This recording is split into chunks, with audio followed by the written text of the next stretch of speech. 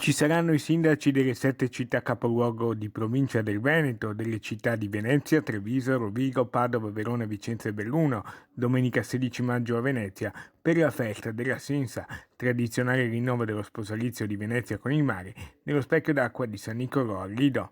Ce lo anticipa il delegato del sindaco alle tradizioni Giovanni Giusto, confermando che, causa Covid, quest'anno, come già nel 2020, non ci saranno corteo acqueo e regate.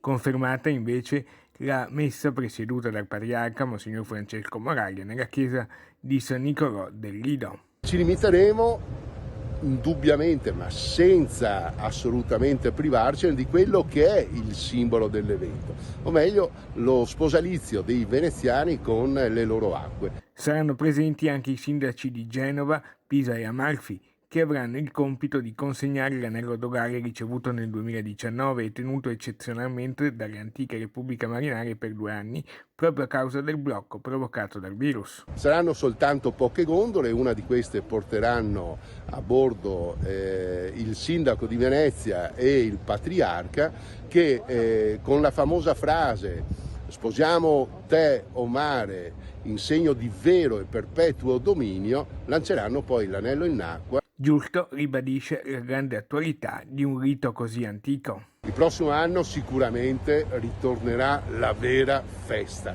l'aggregazione popolare, la Venezia che nell'acqua si muove.